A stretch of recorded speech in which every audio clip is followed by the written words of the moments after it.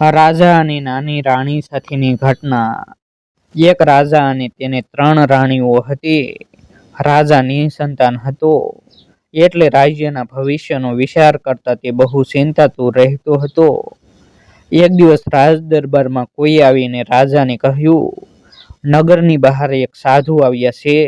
તે બહુ પ્રભાવશાળી છે, તે જે બોલે તે થાય જ છે। આ સાંભળીને રાજાના મનમાં વિચાર આવ્યો, સંતાન પ્રાપ્તિ માટે મારે સાધુને પૂછવું જોઈએ। બીજે દિવસે રાજા જંગલની દિશામાં નીકળી પડ્યો। ત્યાં સાધુની ઝૂંપડી નજરે પડી। સાધુ ઝૂંપડીની બહાર સમાધિ અવસ્થામાં બેઠા હતા। રાજા સાધુની નજીક ગયા એટલે સાધુએ રાજાને કહ્યું, રાજન, તમે શા માટે આવ્યા છો તે હું જાણું છું। આ સાંભળી રાજાને બહુ આશ્ચર્ય થયું, પણ તે કશું બોલ્યો નહીં। રાજન, તમે ચિંતા ન કરતા, તમને 3 સંતાનોનો યોગ છે। તમે તમારા મહેલના બાગમાં જાઓ અને ત્યાં સૌથી ઊંચા આંબા પરથી કેરી તોડો અને ઢાલ વડે ઝીલી લેજો। પછી તે ફળ તમારી રાણીઓને ખાવા આપજો। રાજા સાધુને વંદન કરી પાછો ફર્યો। રાજમહેલના બાગમાં પહોંચીને સૌથી ઊંચા આંબા પરથી કેરીઓ પાડીને પોતાની ઢાલ વડે ઝીલવાનો પ્રયત્ન કર્યો। ઢાલ ઊંધી હતી, કેરી નીચે પડી ગઈ। માત્ર એક જ કેરી ઢાલમાં ઝીલાઈ। રાજાએ એ કેરી લઈને મહેલમાં ગયો। સૌથી પહેલા મોટી રાણી નજરે પડી। રાજાએ તે રાણીને સાધુએ કહેલી વાત કહીને કેરી આપી અને કહ્યું, તમે 3 આ કેરી વહેંચીને ખાજો। મોટી રાણી કેરી લઈને વસલી રાણી પાસે ગઈ। બંને રાણીઓ નાની રાણીની ઈર્ષ્યા કરતી હતી, કારણ કે તે બંને કરતાં નાની વધુ સુંદર હતી।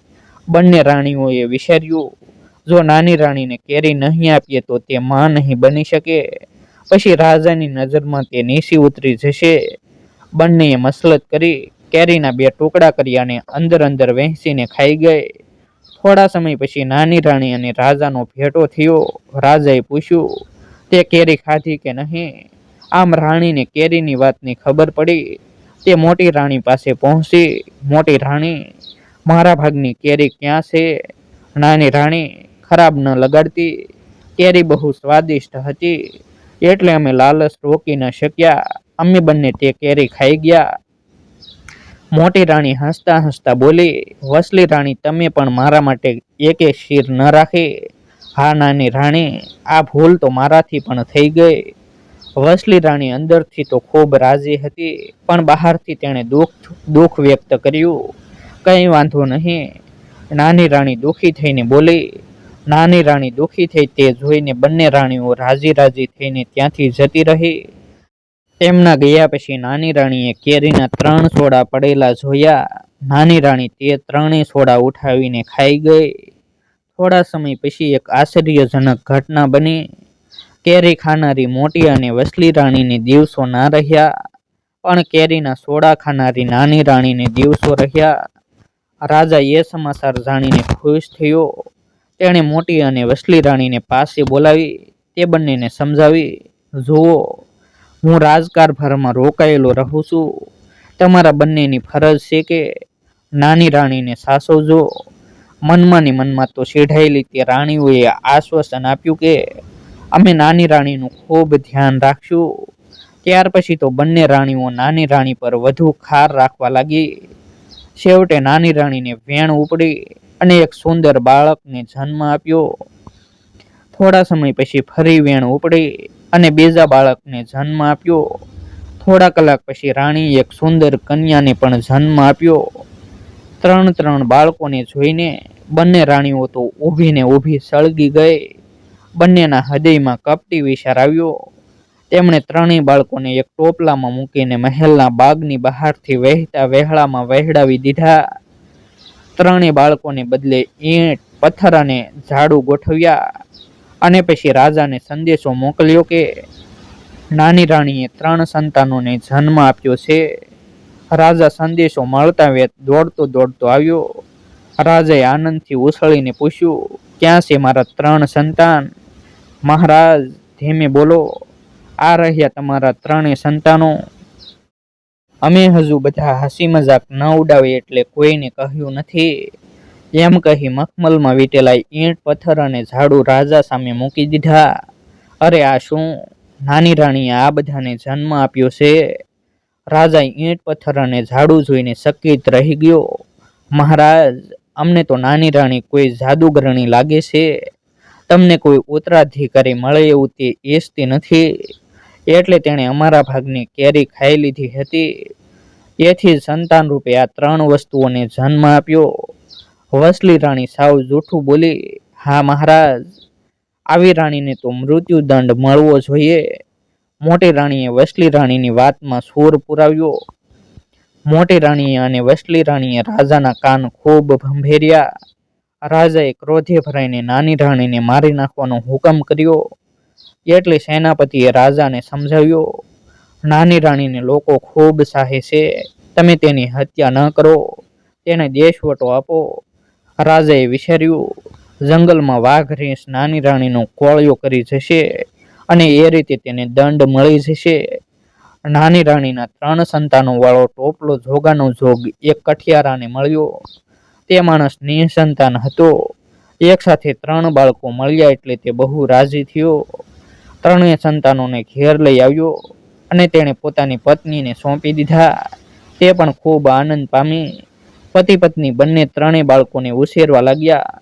બાળકો જેમ જેમ મોટા થતા ગયા તેમ તેમ તેમના ગુણ પ્રગટવા માંડ્યા. 3 બહુ રૂપાળા, સાહસિક અને બુદ્ધિશાળી હતા. દુર્ભાગ્યે એક દિવસ કઠિયારો અને તેની પત્ની જંગલમાં ગયા, પણ ત્યાંથી પાછા ન ફર્યા. 3 બાળકો એકલા પડી ગયા. બંને રાજકુમાર પોતાની રાજકુમારી બહેનની સંભાળ લેવા લાગ્યા.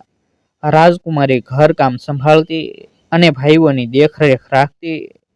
3 હળીમળીને રહેતા હતા. એક દિવસ બંને રાજકુમાર લાકડા કાપવા જંગલમાં ગયા. રાજકુમારી ઘેર એકલી હતી. તેણે પોતાના આંગણામાં સુંદર ફૂલ છોડ ઉગાડ્યા હતા. રાજકુમારી તેમને પાણી પાઈ રહી હતી. તેવામાં ત્યાંથી એક ડોશી પસાર થઈ.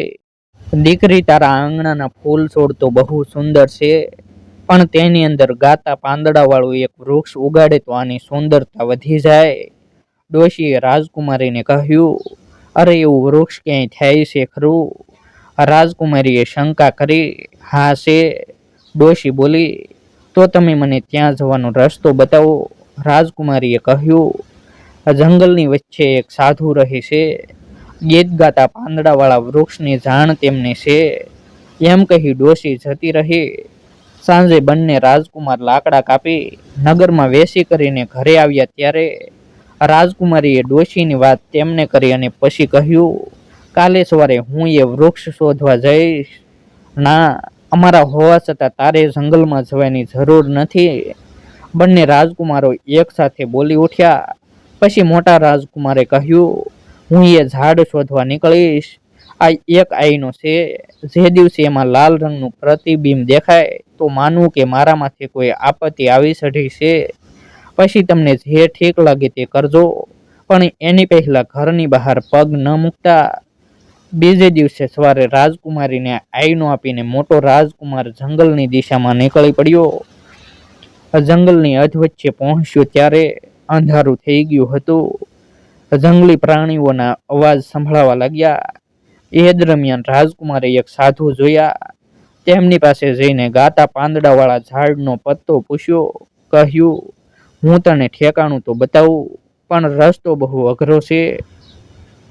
સાધુએ ગમે તેટલો અઘરો રસ્તો હોય, હું ઝાડ શોધીને જંપીશ. મોટા રાજકુમારે સાહસિક બનીને કહ્યું, તો સાંભળ, અહીંથી ઉત્તર દિશામાં જઈશ તો એક પર્વત આવશે.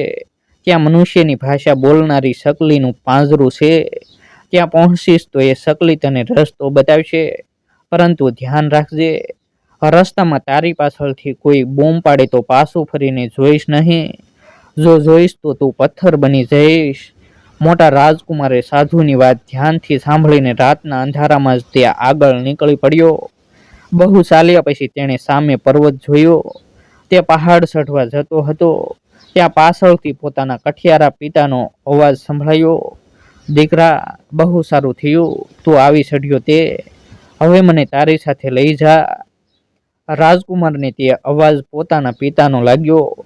સાધુની શિખામણ ભૂલી જઈને પાછળ ફરીને તેણે જોયું તો ત્યાં કોઈ હતું નહીં, પણ જેવો તે પાછળ ફર્યો કે પથ્થર થઈ ગયો. રાજકુમારી મોટા ભાઈના ગયા પછી દરરોજ આઈનો જોતી હતી. જેવો રાજકુમાર પથ્થરનો થઈ ગયો કે આઈનામાં લાલ છાયા દેખાય, રાજકુમારીને ખ્યાલ આવી ગયો કે મારો ભાઈ મુસીબતમાં આવી પડ્યો છે. રાજકુમારીએ પોતાના બીજા ભાઈને કહ્યું, હવે કાલે સવારે હું મોટા ભાઈને અને પેલા વૃક્ષને શોધવા નીકળી પડીશ. ના, હું હોઉં પછી તારે જંગલમાં જવાની જરૂર નથી. આ 3 મોતી હું થાળીમાં મૂકું છું. જ્યારે આ મોતી હલાવવા છતાં થાળીમાં હાલે ચાલે નહીં અને સ્થિર થઈ જાય તો માનવું કે હું કોઈ આફતમાં છું. પછી તને જે ઠીક લાગે તે કરજે, પણ તે પહેલા તું ઘરની બહાર નીકળીશ નહીં. નાના રાજકુમારે બહેનને સમજાવી અને સવાર થતામાં મોટા ભાઈને અને પેલા ઝાડને શોધવા નીકળી પડ્યો. નાનો રાજકુમાર પણ તે સાધુ પાસે પહોંચ્યો. સાધુએ તેને પણ સમજાવ્યું કે કોઈ પાછળથી બૂમ મારે તો પણ તારે પાછું વળીને જોવાનું નહીં, નહીંતર તારા મોટા ભાઈની જેમ તું પણ પથ્થર થઈ જઈશ. નાના રાજકુમારે સાધુની શિખામણ સાંભળી અને તે આગળ નીકળી પડ્યો. તે પહાડની નજીક પહોંચ્યો જ હતો કે મોટા રાજકુમારનો અવાજ સંભળાયો, ભાઈ મારી મદદ કર, હું અહીં ફસાઈ ગયો છું. મોટા રાજકુમારના કણસવાનો અવાજ સાંભળી નાનો રાજકુમાર પાછળ જોયા વિના રહી ન શક્યો. જ્યાં તેણે પાછળ જોયું કે તે પથ્થર બની ગયો. આ બાજુ નાનો રાજકુમાર પથ્થરનો થયો એટલે થાળીના મોતી સ્થિર થઈ ગયા, હલાવવા છતાં તે હાલ્યા નહીં. રાજકુમારી સમજી ગઈ કે નાનો રાજકુમાર પણ ફસાઈ ગયો છે. હવે રાજકુમારીએ આઈનો અને મોતી એક કપડામાં બાંધી લીધા અને બંને ભાઈઓને તથા વૃક્ષને શોધવા નીકળી પડી. રાજકુમારી ઘરેથી થોડી દૂર ગઈ કે તેને એક ઘોડેસવાર મળ્યો. તે બોલી, ભાઈ, તું મને તારો ઘોડો આપ અને બદલામાં આ મોતી લઈ લે. 3 મોતી જોઈને ઘોડેસવાર લલચાયો અને મોતીના બદલામાં તેણે ઘોડો આપી દીધો. રાજકુમારી ઘોડા પર સવાર થઈને આગળ ચાલી. પેલા ભાઈઓ સાધુ સુધી પગપાળા પહોંચ્યા હતા અને એ કારણે સાંજ પડી ગઈ હતી, પરંતુ રાજકુમારી ઘોડા પર હતી એટલે બપોર સુધીમાં સાધુ પાસે પહોંચી ગઈ. રાજકુમારીએ પણ સાધુને ગાતા પાંદડાવાળા વૃક્ષનું ઠેકાણું પૂછ્યું અને પોતાના ભાઈઓ વિશે પણ પૂછ્યું. સાધુએ કહ્યું, તારા બંને ભાઈઓ પથ્થરના પૂતળા બની ગયા છે અને તને કોઈ પાછળથી બોલાવે તો પાછું વળીને જોઈશ નહીં. રાજકુમારીએ સાધુની બધી વાત ધ્યાનથી સાંભળી અને તે આગળ ચાલી નીકળી. ઘોડા પર સવાર થયેલી હોવાને કારણે તે પહાડની પાસે જલ્દી પહોંચી ગઈ. તે વખતે અંધારું હજુ થયું ન હતું. રાજકુમારીએ પહાડ પર ઘોડો ચલાવવાની શરૂઆત કરી અને તેના કાને અવાજ સંભળાયો, અરે બહેન, સારું થયું તું આવી ચઢી. તું જો તો ખરી અમારી કેવી ખરાબ દશા થઈ છે. રાજકુમારનો અવાજ સાંભળીને રાજકુમારીને સાધુની વાત યાદ આવી ગઈ.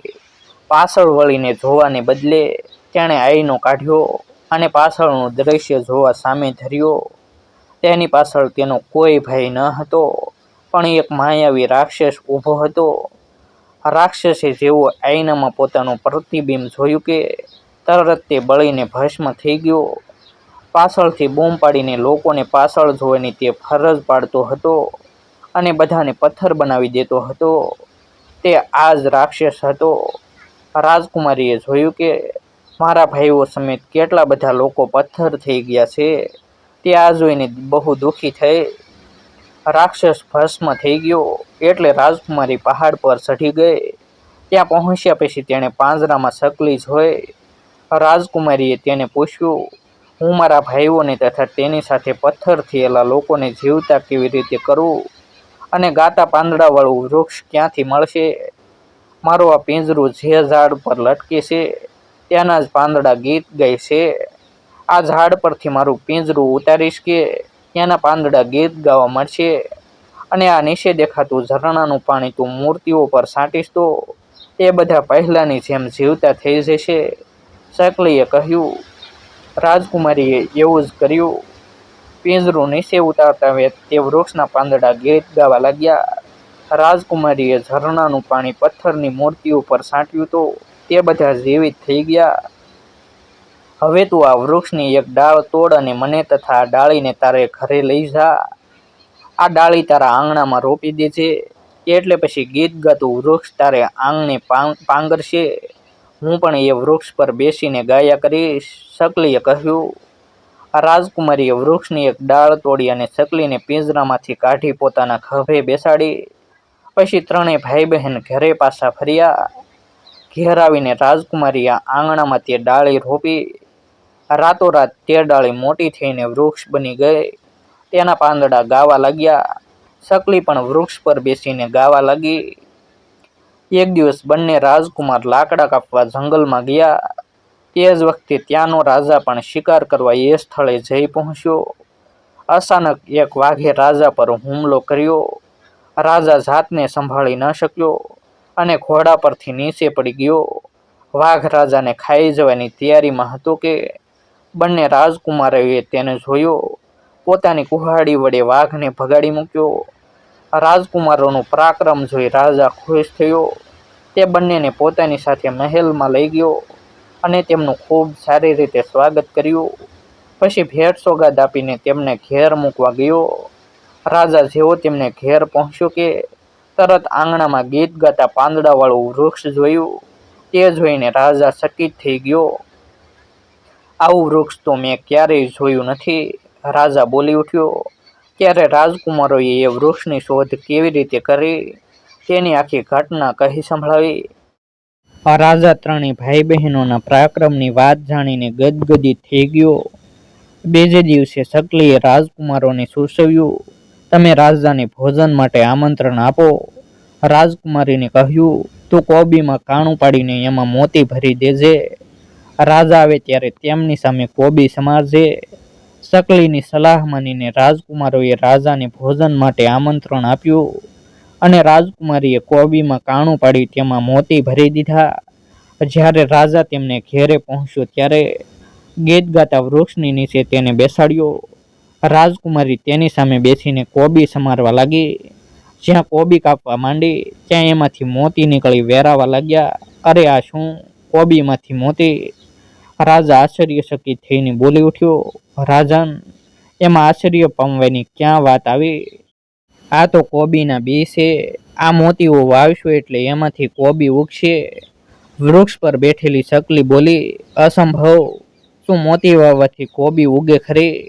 આમાં કોઈ સાલ છે? રાજાજી, તમે કેવી રીતે કહી શકો કે આમાં કોઈ સાલ છે? અરે જ્યારે તમારી નાની રાણીના પેટમાંથી ઈંટ પથ્થર અને ઝાડુ જન્મ્યાના સમાચાર તમને મળ્યા ત્યારે તમને એકેય વાર એવું ન થયું કે આમાં કોઈ સાલ હોવી જોઈએ? તો આજે કેમ શંકા લાવો છો? સકલીએ રાજા પર કટાક્ષ કરીને કહ્યું. તેની વાત સાંભળીને રાજા ચોંકી ઉઠ્યો. નાની રાણીએ ઈંટ પથ્થર અને ઝાડુને જન્મ આપ્યો એ વાત મોટી રાણી વસલી રાણી સિવાય કોઈ જાણતું ન હતું. સેનાપતિને પણ ખબર ન હતી કે રાણીને શા માટે જંગલમાં મોકલી દીધી હતી. તો આ સકલીને કેવી રીતે ખબર પડી? રાજન, શું વિચારો છો? સારા વિચારોનું ફળ સારું મળે છે. તમારી નાની રાણીના વિચાર સારા હતા પણ તમારી બીજી બે રાણીઓના વિચાર ખરાબ હતા. એટલે તે બંને રાણીઓને જે સારું પરિણામ મળવાનું હતું તે નાની રાણીને મળ્યું અને તે 3 સંતાનોની માં બની. તમારી બંને રાણીઓ હજુ સુધી તમને સંતાન આપી શકે નથી. આ 3 સંતાનો તમારા છે. એમને સ્થાને બંને રાણીઓએ ઈંટ પથ્થર અને ઝાડુ મૂકી દીધા હતા અને તમે માની પણ લીધું હતું. રાજાએ સકલીની વાત સાંભળીને 3 ભાઈ બહેન સામે ધ્યાનપૂર્વક જોયું. તેને લાગ્યું કે સકલી સાચી વાત કહી રહી છે. મારા સંતાન હોત તો એ આટલા જ મોટા હોત. ચોક્કસ આ મારા જ સંતાનો છે. મારી 2 રાણીઓએ મને મૂર્ખ બનાવી મારી પાસે કેટલો બધો અનર્થ કરાવ્યો. નાની રાણીને યાદ આવતા જ રાજા અસ્વસ્થ થઈ ગયો. મારા બાળકો, મેં બહુ મોટી મૂર્ખામી કરી છે. હું રાજા તરીકે રહેવાને લાયક નથી. એ બંને રાણીઓને દંડીશ અને તમને રાજ્ય સોંપી દઈશ. હું આત્મહત્યા કરી લઈશ. રાજાએ વ્યથિત થઈને કહ્યું, મહારાજ, તમારે આત્મહત્યા કરવાની કશી જરૂર નથી. જો તમે આવું કરશો તો એ તમારી બીજી મૂર્ખામી હશે. રાજાની વાત સાંભળીને શકલીએ કહ્યું, અને તેણે પાંખો ફફડાવી અને જોત જોતામાં તે નાની રાણીમાં ફેરવાઈ ગઈ. હું જીવું છું મહારાજ. તમે મને મારી નાખવા જંગલમાં છોડી દીધી, પણ એક જાદુગરે મને શકલી બનાવીને પિંજરામાં પૂરી દીધી હતી. તેણે કહ્યું હતું, જ્યારે રાજા પોતાની ભૂલ કબૂલ કરશે ત્યારે હું જાદુના પ્રભાવમાંથી મુક્ત થઈશ અને મારા મૂળ રૂપમાં આવી જઈશ. નાની રાણીએ કહ્યું. રાજા, નાની રાણી અને ત્રણેય સંતાનોને મળીને ખૂબ જ પ્રસન્ન થયો. બધાને લઈને તે મહેલમાં ગયો. મોટી રાણી અને વસલી રાણીને દેશ નિકાલ કરી દીધા અને ત્રણેય પ્રસન્નતાથી જીવન માણતા રહ્યા. એટલે જ કહેવાયું છે કે સારી વાતનું પરિણામ મોડે મોડે પણ સારું જ આવે છે. આવા જ નવા વિડીયો જોવા માટે અમારી યુટ્યુબ ચેનલ સબસ્ક્રાઈબ કરો.